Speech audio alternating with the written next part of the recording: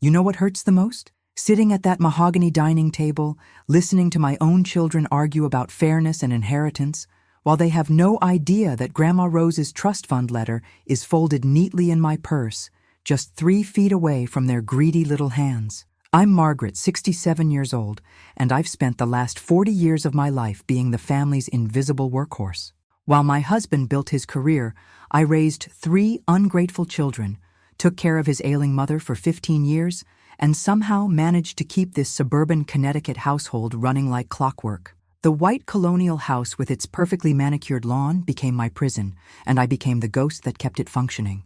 Every morning at 5:30 a.m., I'd wake up to the sound of my alarm, not because I had to, but because that's when mothers wake up. I'd pad downstairs in my worn slippers, past the family photos that lined the hallway like a shrine to everyone else's achievements. Sarah's college graduation, David's wedding, Michael's high school football team.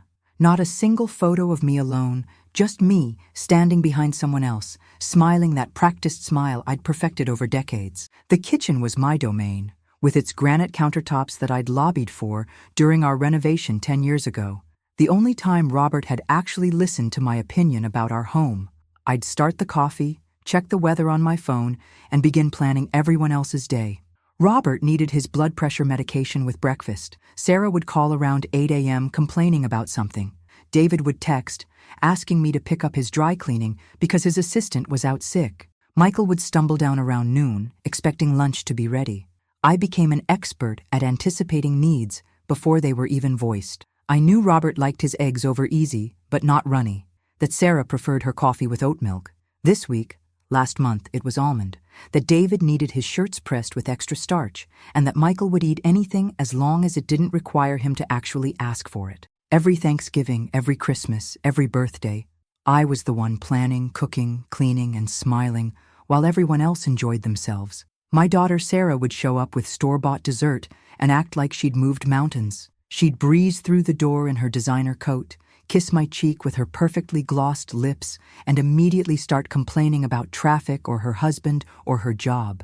Never once asking how I was, what I'd been doing, or if I needed help with the feast I'd been preparing for days. My son David would grunt his thanks between checking his phone for stock updates. He'd inherited his father's emotional distance, but none of his work ethic. At 35, he still expected me to remember his preferences, his schedule, his needs. He'd sit at my table, eating my food, and discuss his business deals like I was furniture, present, but not really there. And my youngest, Michael, would barely look up from his video games long enough to acknowledge the feast I'd prepared.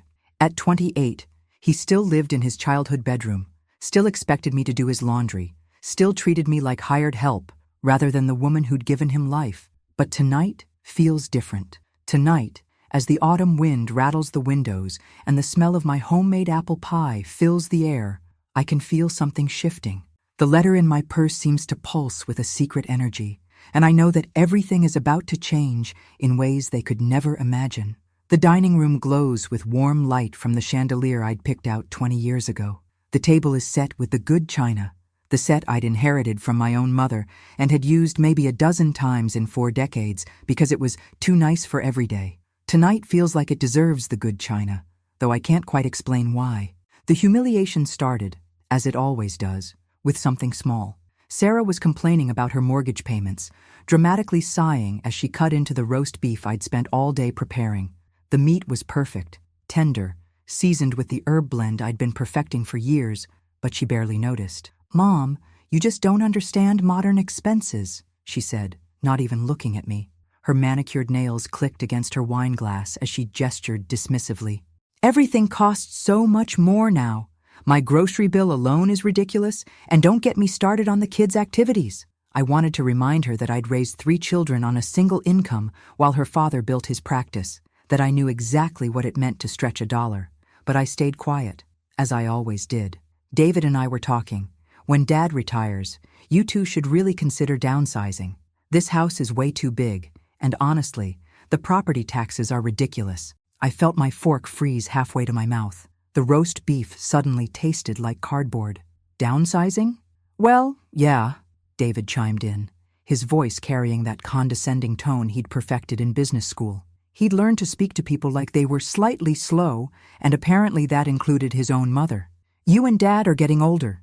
You don't need all this space. Plus, if you sold this place, you could help us out financially. The words hit me like a physical blow. This house, with its memories embedded in every wall, its garden that I'd cultivated from nothing, its rooms where I'd nursed sick children and celebrated milestones, was just real estate to them, square footage to be liquidated. Sarah's got the kids' college funds to think about, David continued, cutting his meat with precise movements. And I'm trying to expand my practice. The startup costs are enormous. My husband nodded along like a bobblehead, as he always did when the children spoke. 43 years of marriage, and he still couldn't find his backbone when it came to them. Robert had built a successful accounting firm, commanded respect from clients and colleagues, but turned into a passive observer whenever our children entered the room. We've already looked at some nice senior communities, Sarah continued, pulling out her phone to show me pictures. Her screen displayed sterile-looking buildings with names like Golden Years Manor and Sunset Village. Look, they have bingo nights and everything. You'd love it there, Mom. Much more appropriate for someone your age. The words hit me like ice water. Someone my age, as if I was already dead and just hadn't realized it yet. As if the woman who had sacrificed everything for this family was now just an inconvenient elderly person taking up too much space. The one in West Hartford has a lovely dining room, Sarah added, swiping through photos. You wouldn't have to cook anymore. Think of how relaxing that would be. Relaxing. They thought cooking was a burden I'd been carrying, rather than one of the few creative outlets I'd had in decades. They didn't understand that my kitchen was where I felt most myself, where I could create something beautiful and nourishing from simple ingredients. And the social activities would be perfect for you, David added. You'd be around people your own age, with similar interests. Similar interests. What did they think my interests were? Complaining about arthritis and watching game shows?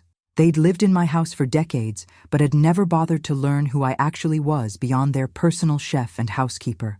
I excused myself to the kitchen, my hands shaking as I gripped the granite countertop. The familiar space that had been my sanctuary now felt like a museum exhibit. Here's where the old lady used to cook before we shipped her off to play bingo. Through the doorway, I could hear them continuing to plan my life without me, discussing my future, like I was a piece of furniture they needed to relocate. Their voices carried that casual certainty of people who'd never been told no, who'd never had to fight for anything, because everything had always been provided for them. What would you do in my place? Would you speak up, or would you let them keep talking while you held on to the secret that could change everything? The days following that dinner felt like walking through fog. Every morning, I'd wake up in the king-sized bed I'd shared with Robert for decades, and the first thing I'd think about was that conversation. Someone your age. The words echoed in my head as I made coffee in the kitchen where I'd prepared thousands of meals, as I watered the garden I'd cultivated for 20 years. The house felt different now, like I was seeing it through their eyes instead of my own. The living room where I'd rocked babies to sleep became wasted space. The dining room where we'd celebrated holidays became too formal for everyday use. My sewing room, the one space that was truly mine, became that cluttered room upstairs that could be converted. I started noticing things I'd been blind to before. How Sarah would call only when she needed something. A babysitter, a loan, or someone to listen to her complain about her husband. Her voice would change when she wanted something, becoming sweeter, more daughterly. "Hi, Mom. How are you?" she'd start, but I could hear the request coming before she even made it. How David would visit and immediately start calculating the value of our antiques with his eyes. He'd run his fingers along the mahogany sideboard that had belonged to my grandmother, or study the oil painting we'd bought on our honeymoon in Europe. I'd catch him taking photos of things when he thought I wasn't looking. How Michael, at 28, still expected me to do his laundry when he came home, treating me like hired help rather than his mother. He'd drop his dirty clothes outside his old bedroom door like he was still 16, never saying please or thank you, just assuming I'd handle it because I always had. But the worst part was Robert. My husband of 4 decades had sat there, nodding along as our children planned to ship me off to some sterile senior community. Not once did he defend me. Not once did he say, "This is Margaret's home too, and she deserves a voice in this decision." I found myself studying him during breakfast, this man I'd shared my life with. When had he stopped seeing me as a partner and started seeing me as just another household responsibility? When had I become someone whose opinions didn't matter, whose feelings didn't need to be considered? I found myself taking longer walks around our neighborhood, past the other colonial houses with their perfectly maintained lawns. The October air was crisp, filled with the scent of burning leaves and the promise of winter. I'd wave to neighbors who saw me as Robert's wife or the kid's mother, never just Margaret. Mrs. Henderson from 2 houses down would smile and ask about the children, never asking about me. Mr. Peterson would nod politely and ask if Robert was enjoying retirement planning, as if I was just a messenger service. I was 67 years old, and I felt like I'd never really existed as my own person. I'd been defined by my relationships to others for so long that I'd forgotten I was someone independent of them. The letter from Grandma Rose's attorney stayed in my purse, a secret weight that grew heavier each day. Sometimes I'd take it out and read it again, just to make sure it was real. $900,000, money that Grandma Rose had specifically left to me, not to the family, not to be divided among the children, to me. Grandma Rose had been the strongest woman I'd ever known. She'd raised 5 children during the Depression, had worked as a seamstress to help support the family, and had never let anyone make her feel small. In her final years, when she lived with us, she'd watch me bustling around the house and shake her head. "Margaret," she'd say in her firm voice, "you're disappearing into these people. Don't let them erase you." I hadn't understood what she meant then. I thought I was being a good wife, a good mother. I thought sacrifice was love. But now, holding her final gift to me, I was beginning to understand. I could feel something building inside me, a quiet strength I hadn't felt in years. They wanted to treat me like I was invisible? Fine. But invisible people can move through the world in ways that others never see coming. The decision came to me on a Tuesday morning while I was folding Robert's shirts, the same way I'd been folding them for 43 years. I looked at those perfectly pressed collars and realized I was done being the woman who disappeared into other people's needs. I'd been standing in our bedroom, the morning light streaming through the windows I'd chosen when we redecorated 15 years ago. The room was decorated in soft blues and creams, colors I'd selected because they were calming, peaceful. But looking at it now, I realized it wasn't peaceful at all. It was invisible, safe, forgettable. I set down Robert's shirt and walked to my dresser, where I kept the letter hidden beneath my jewelry box. $900,000. The number still seemed surreal, like something from someone else's life, but it was real, and it was mine. I drove to downtown Hartford to the law office where Grandma Rose's attorney had been waiting for my response. The city buzzed with October energy, leaves turning brilliant reds and golds, people in wool coats hurrying past the historic brownstones. I felt more alive than I had in years. The law office was in one of those beautiful old buildings that Hartford was famous for, with high ceilings and original hardwood floors. I'd dressed carefully for this meeting, not in my usual practical clothes, but in the navy dress I'd bought for David's wedding and rarely worn since. I wanted to feel like someone who deserved $900,000. "Mrs. Thompson," the attorney smiled as I sat across from his mahogany desk. He was younger than I'd expected, probably David's age, with kind eyes and a genuine smile. "Have you decided what you'd like to do with the trust fund?"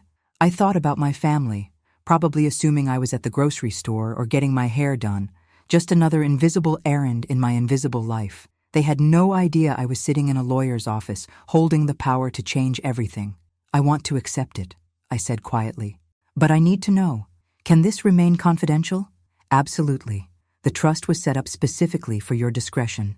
Your grandmother was very clear that this was for you alone." He pulled out a thick folder. "She left specific instructions that this inheritance was not to be considered marital property or family assets.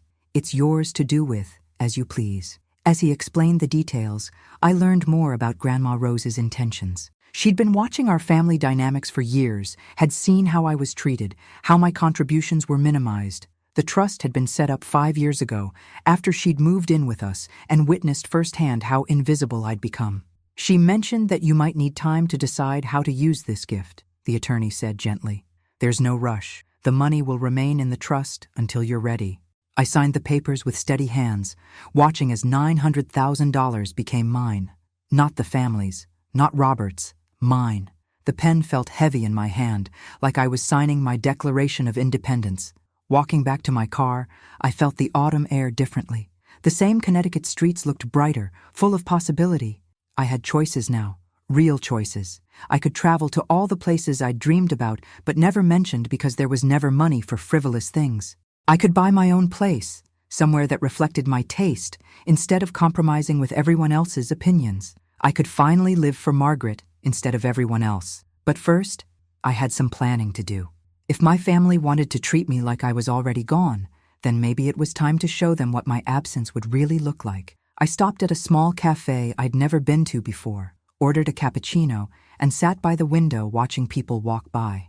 For the first time in decades, I had nowhere I needed to be, no one expecting me to have dinner ready or laundry folded. I was just Margaret, sitting in a cafe with $900,000 and a future full of possibilities. What would you do with this kind of freedom? Would you tell them immediately? Or would you wait for the perfect moment to reveal how wrong they'd been about everything?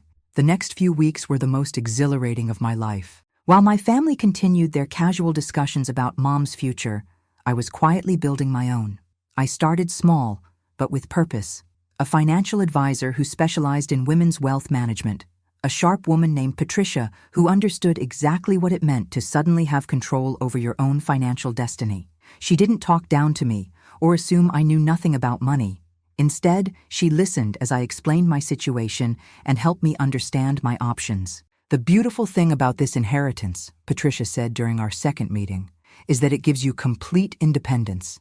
You can make choices based on what you want, not what others expect from you.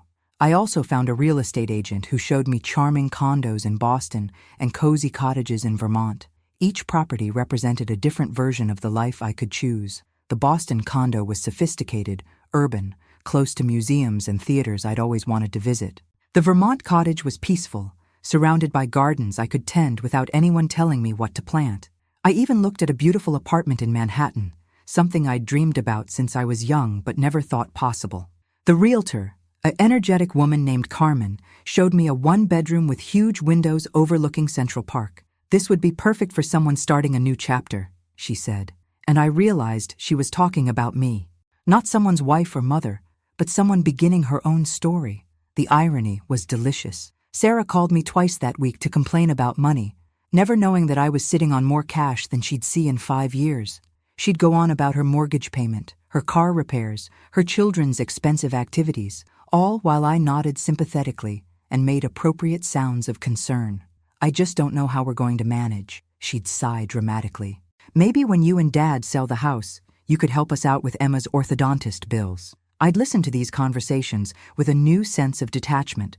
It was fascinating how differently people treated you when they thought you had nothing to offer versus when they thought you might be useful to them. David stopped by to check on me, his eyes still doing that calculating sweep of our valuables, completely unaware that I no longer needed anything he thought he could inherit. He'd comment on how well I was maintaining the house, how the antiques were holding their value, how the neighborhood was really appreciating. "You know, Mom," he said one afternoon, running his hand along the dining room table, "when you do decide to downsize, I'd be happy to help you get fair market value for some of these pieces. I know a guy who specializes in estate sales." Estate sales, as if I was already dead. I found myself smiling more, humming while I cooked. The kitchen that had felt like a prison now felt like my laboratory, where I could experiment with recipes I'd always wanted to try but never had because someone might not like them. I made Thai curry because I loved it, even though Robert thought it was too spicy. I baked a lemon tart because it made me happy, even though Michael preferred chocolate. Robert noticed the change in me. "You seem different lately," he said one evening, looking up from his newspaper. "Happier? Do I?" I replied, setting down his coffee exactly the way he liked it. Maybe it's just the fall weather. But inside, I was practically glowing. I had a secret that was reshaping everything. I wasn't just the family caretaker anymore. I was a woman with options, with power, with the ability to choose her own path. The real test came when Sarah called with her latest crisis. Her car needed expensive repairs, and she was hoping Mom and Dad could help out, just this once. The old Margaret would have immediately offered to dip into our savings, would have worried about her daughter's stress, would have found a way to fix the problem. The new Margaret simply said, "That sounds stressful, honey. I'm sure you'll figure something out." The silence on the other end was telling. Sarah wasn't used to me not immediately offering solutions to her problems. "Well," she said finally, "I thought maybe you could talk to Dad about it. You're a grown woman, Sarah. If you need to discuss finances with your father, you can do that yourself." Another silence. Then, "Are you feeling okay, Mom? You sound different." "I feel fine," I said, and for the first time in years, it was completely true. I was learning to enjoy these moments of quiet power. They thought they knew me so well, thought they could predict exactly how I'd react to everything. But people who take you for granted never really see you at all. And soon, very soon, they were going to discover just how wrong they'd been about their invisible mother.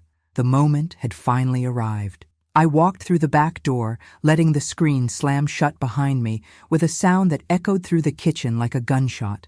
Margaret and her contractor froze mid-conversation, both turning to stare at me as if I were an intruder in my own home. The morning sun streaming through the windows caught the dust motes they'd stirred up with their measuring and planning, and for a moment, the kitchen felt like a stage set for the most important performance of my life. "Oh, Susan!" Margaret's voice pitched higher than usual, the way it always did when she was caught doing something she knew was wrong. "I didn't expect you home so early. This is Mr. Davidson from Charleston Custom Renovations. We were just looking at possibilities." Mr.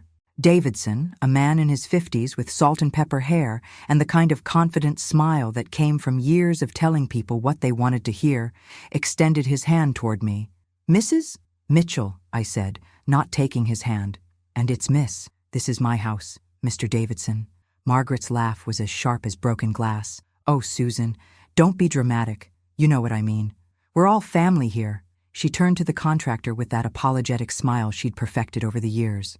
"My sister gets a little territorial about changes. She's very attached to old things." The condescension in her voice was like a match to gasoline. For 63 years, I'd been swallowing my pride, accepting her dismissive comments, playing the role of the grateful little sister who should be thankful for whatever scraps of respect she threw my way. But standing there in my kitchen, watching her plan the destruction of everything Dad had loved about this house, something inside me finally snapped. I walked to the kitchen counter where I'd left my purse that morning, reached inside, and pulled out the manila envelope that had been burning a hole in my bedroom safe for 3 months. The envelope was thick, official-looking, with the letterhead of Beaumont and Associates clearly visible in the corner. Margaret's eyes fixed on it immediately, and I saw the first flicker of uncertainty cross her face. "Mr. Davidson," I said, my voice steady and calm in a way that surprised even me, "I'm afraid there's been a misunderstanding. This house isn't available for renovation." "I don't understand," he said, looking between Margaret and me like he'd walked into the middle of a domestic dispute he wanted no part of. Margaret's face was already changing color, shifting from confusion to anger to something that looked suspiciously like fear. "Susan, what are you talking about? Don't be ridiculous. We've already discussed this. The house needs work, and you can't afford—" "The house," I interrupted, opening the envelope and pulling out the first document, "belongs to me." The silence that followed was so complete I could hear the grandfather clock ticking in the hallway, could hear the air conditioning cycling on, could hear Margaret's sharp intake of breath. Mr. Davidson looked like he wanted to disappear into the original cypress floorboards. "That's impossible," Margaret whispered, but her voice lacked conviction. She was staring at the document in my hands like it was a snake that might bite her. I unfolded the will, Dad's real will, not the copy Margaret had been shown, and began to read aloud. "I, William James Mitchell, being of sound mind and body, do hereby bequeath my property at 47 Trad Street, Charleston, South Carolina, including the house and all contents therein, to my daughter, Susan Elizabeth Mitchell, in recognition of her years of devoted care and her deep appreciation for the historical significance of our family home." Margaret's face went through a series of expressions that would have been comical if the situation weren't so serious. Confusion, disbelief, anger, and finally, a desperate kind of panic that made her look older than her 58 years. But that can't be right," she stammered. "Daddy always said the house would be divided equally. He promised me. I was supposed to inherit half of everything." I pulled out the second document, a letter in Dad's handwriting that I'd read so many times I could recite it from memory. "He also left this for you, Margaret. Would you like me to read it, or would you prefer to read it yourself?" She snatched the letter from my hands with shaking fingers, her eyes scanning the familiar handwriting. As she read, I watched her face crumble, watched the reality of Dad's final judgment sink in. The letter was kind but firm, explaining that he'd observed her attitude toward the house for years, her eagerness to sell it, her lack of interest in preserving the family history it represented. Mr. Davidson cleared his throat uncomfortably. Perhaps I'll just see myself out. That would be best, I agreed, never taking my eyes off Margaret's face. After he left, Margaret looked up from the letter, tears streaming down her carefully made-up face. How long have you known? Since the day he died. He called me to his bedside and told me everything. He'd been planning this for years, Margaret. Every time you complained about the house being old-fashioned, every time you suggested selling it, every time you rolled your eyes when he talked about preserving it for future generations, he was listening. The justice was poetic in its simplicity. Margaret had spent so many years taking me for granted, assuming I'd always be there to clean up her messes and accept her leftovers, that she'd never considered the possibility that Dad might value loyalty over charm, substance over style. What would you do in my place? Would you have revealed the truth sooner, or would you have waited for the perfect moment like I did? The aftermath of the revelation was like watching a carefully constructed house of cards collapse in slow motion. Margaret stood in my kitchen, clutching Dad's letter like it might somehow change if she held it tight enough. The morning sun had shifted, casting long shadows across the heart pine floors, and the silence stretched between us like a chasm 40 years in the making. I don't understand, she said finally, her voice small and broken in a way I'd never heard before. I was always Daddy's favorite. Everyone knew that. He gave me everything I ever wanted. He gave you everything you asked for, I corrected gently. But he was watching what you did with those gifts, Margaret. The boutique that failed because you spent more time shopping than working.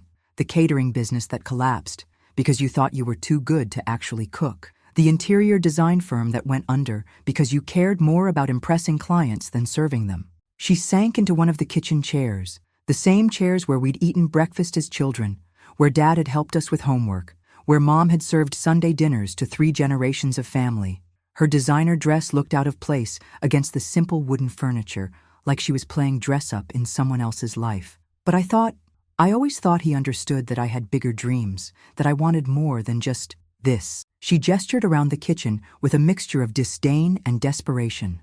This, I said, my voice growing stronger with each word, is a 1920s Charleston single house with original architectural details that historians dream about. This is where our grandparents celebrated their golden anniversary, where Mom taught us to cook, where Dad spent his final years surrounded by everything he loved. This isn't just a house, Margaret. It's our legacy. The phone started ringing then. Margaret's phone, buzzing insistently from her designer purse. She ignored it at first, but it kept ringing, and finally she answered with a shaky, "Hello?" I could hear Richard's voice through the speaker, though I couldn't make out the words. Margaret's face grew paler with each passing second. "Yes, I know we had an appointment with the mortgage broker," she said finally. "No, Richard, there's been a complication. I can't use the house as collateral for the loan." My heart sank as the pieces fell into place. They hadn't just been planning to renovate the house. They'd been planning to borrow against it. The elaborate wedding, the honeymoon in Europe that Margaret had been bragging about, the new car Richard had bought her as a wedding gift. It had all been financed on the assumption that Margaret would inherit a $1.2 million property. "How much do you owe?" I asked quietly after she hung up. Margaret's laugh was bitter and hollow. "Does it matter? Without the house, we can't get the loan we need to consolidate everything. Richard's ex-wife got half of everything in the divorce, and his business has been struggling since COVID. We thought you were counting on selling our family home to pay for your lifestyle." She nodded miserably, and for the first time in decades, I saw my little sister instead of the pretentious woman she'd become. She looked lost, frightened, and suddenly much older than her 58 years. The irony wasn't lost on me. All those years of Margaret looking down on my simple life, my modest income, my practical choices, and it turned out she was the one living beyond her means, the one whose financial house was built on sand. But as I looked at her sitting there, broken and defeated, I felt something I hadn't expected: compassion. Not the enabling kind of compassion that had allowed her to take advantage of me for years, but the kind that comes from finally understanding someone's true nature. "Margaret," I said, sitting down across from her at the table where we'd shared thousands of meals, "Dad didn't cut you out of his will to punish you. He did it because he knew you'd sell this house without a second thought, and he couldn't bear the idea of our family's history being erased for a quick profit." She looked up at me with red-rimmed eyes. "So what happens now? Do you just keep everything? Do I get nothing?" I pulled out the final document from the envelope, one I hadn't shown her yet. "Dad left you something else, Margaret. Something he thought you'd value more than an old house." Her hands trembled as she took the document, a certificate of deposit in her name, worth $200,000. It wasn't enough to solve all her financial problems, but it was enough to give her a fresh start if she was willing to make some changes. He said in his letter to me that he hoped you'd use this money wisely, maybe start over with something smaller, something more sustainable. He never stopped loving you, Margaret. He just stopped enabling you. The revelation hit her like a physical blow, and I watched as years of resentment and entitlement began to crack, revealing the scared little girl underneath who'd never learned that love and money weren't the same thing. The confrontation I'd been dreading finally came 2 weeks later, on a humid August evening when the air was so thick you could practically drink it. Margaret had been calling me daily since the revelation, her voice alternating between anger, desperation, and something that sounded almost like genuine remorse. But tonight was different. Tonight, she showed up at my door with Richard in tow, and I could see from their faces that this was going to be the final battle. Richard looked like a man who'd aged 10 years in 2 weeks. His usually perfect hair was disheveled, his expensive shirt was wrinkled, and there were dark circles under his eyes that spoke of sleepless nights and difficult conversations. Margaret, on the other hand, looked like she was preparing for war. Her makeup was flawless, her dress was pressed, and her jaw was set in the determined line I remembered from childhood arguments. "We need to talk," she announced, pushing past me into the living room without waiting for an invitation. Richard followed more hesitantly, his eyes taking in the original crown molding, the restored hardwood floors, the antique furniture that had been in our family for generations. "This is a beautiful home," he said quietly, and I could hear genuine appreciation in his voice. "I can see why your father wanted to preserve it." Margaret shot him a look that could have frozen the Ashley River. "Don't start, Richard. We've been over this." I gestured for them to sit on the sofa, the same sofa where Dad had taught me to play chess, where Mom had read to us when we were children, where 3 generations of our family had gathered for Christmas mornings and birthday celebrations. The irony of having this conversation here, surrounded by all the history Margaret was so eager to erase, wasn't lost on me. "I've been thinking," Margaret began, her voice taking on the wheedling tone she'd used as a child when she wanted something, "about what Daddy really would have wanted. And I think he would have wanted his daughters to work together, to find a solution that benefits everyone." "What kind of solution?" I asked, though I had a feeling I knew where this was heading. Richard cleared his throat uncomfortably. "We've spoken to a lawyer, Susan, about contesting the will." The words hung in the air like smoke from a fire that was about to consume everything in its path. I'd been expecting this, had even discussed the possibility with Mr. Beaumont, but hearing it out loud still felt like a punch to the gut. "On what grounds?" I asked, my voice steadier than I felt. Margaret leaned forward, her eyes bright with the kind of desperate hope that comes from having no other options. "Undue influence. You were taking care of Daddy at the end. You had access to him when he was sick and vulnerable. A good lawyer could argue that you manipulated him into changing his will." The accusation hit me like a slap. After everything I'd done for our family, after all the years of putting everyone else's needs before my own, she was accusing me of manipulating our dying father for financial gain. "Is that really what you think of me?" I asked quietly. For a moment, Margaret's mask slipped, and I saw uncertainty flicker across her face. But then Richard put his hand on her arm, and her expression hardened again. "I think you've always been jealous of me," she said, her voice growing stronger with each word. "Jealous of my success, my social connections, my marriage. And when you saw your chance to finally get something I wanted, you took it." The silence that followed was deafening. Outside, I could hear the evening sounds of Charleston, the clip-clop of horse hooves on cobblestones as a carriage tour passed by, the distant sound of jazz music drifting from a restaurant on King Street. the gentle rustle of palm fronds in the humid breeze. "You want to contest the will," I said finally. "Fine. But before you do, there's something else you should know." I walked to the antique secretary desk in the corner, the same desk where Dad had paid bills and written letters for 30 years, and pulled out a thick folder I'd been hoping I wouldn't need to use. "What's that?" Margaret asked, but her voice had lost some of its confidence. "Documentation," I said, opening the folder to reveal bank statements, receipts, and a detailed log I'd been keeping for years. Every penny I spent on Mom and Dad's care, every doctor's appointment I drove them to, every prescription I picked up, every home repair I paid for out of my own pocket, every grocery run, every utility bill, every expense related to keeping them comfortable and safe in their final years. I spread the papers across the coffee table like a poker player revealing a winning hand. "The total comes to just over $180,000, Margaret. Money I spent without asking for reimbursement, without expecting anything in return, because they were my parents, and I loved them." Richard's eyes widened as he looked at the documentation. "You kept track of all this?" "I kept track because I'm a nurse, and nurses document everything, but also because I knew this day might come. I knew that someday someone might question my motives or my actions." Margaret was staring at the papers like they were written in a foreign language. But I helped too. I visited. I called." "You visited twice in Dad's final year," I said, pulling out my calendar where I'd marked every visit, every phone call, every interaction. "Once for his birthday, and once when you needed him to co-sign a loan. Your longest visit lasted 45 minutes. The truth was laid out in black and white, impossible to deny or dismiss.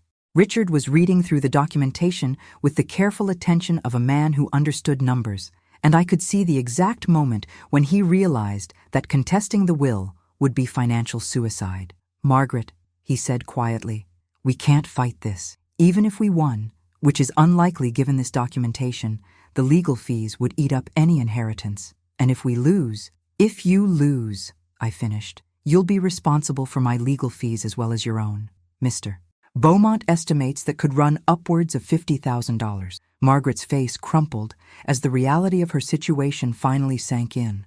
All her grand plans, all her assumptions about her inheritance, all her dreams of using our family home to fund her lifestyle, it was all gone. But as I watched her struggle with the truth, I felt something unexpected. Not triumph, but sadness. This wasn't the victory I'd imagined. This was just the end of a long, painful chapter in our family story. "I'm not your enemy, Margaret," I said softly. "I never was, but I won't let you destroy what Dad spent his life building either. The justice was complete, but it tasted more bitter than sweet. What would you do in my place? Would you have shown mercy, or would you have let the consequences stand?" 6 months have passed since that confrontation in my living room, and as I sit here in my garden on this crisp October morning, watching the leaves change colors on the ancient live oak that has sheltered this house for over a century, I can finally say that peace has found its way back into my life. The morning air carries the scent of jasmine and the salt breeze from Charleston Harbor, and the sounds of the city waking up, church bells, horse-drawn carriages, the distant hum of traffic on Meeting Street, create a symphony that speaks of home, of belonging, of roots that run deeper than money or social status. Margaret never did contest the will. After that evening when Richard saw the documentation of my years of caregiving, he convinced her that fighting would only make their financial situation worse. Instead, they used Dad's $200,000 gift to pay down their debts and make a fresh start. They sold the big house in Mount Pleasant and bought a modest condo in West Ashley, and Margaret got a job, her first real job in 20 years, managing a boutique in the historic district. The change in her has been remarkable. Without the pressure of maintaining a lifestyle she couldn't afford, without the constant stress of keeping up appearances, she's become more like the sister I remember from childhood.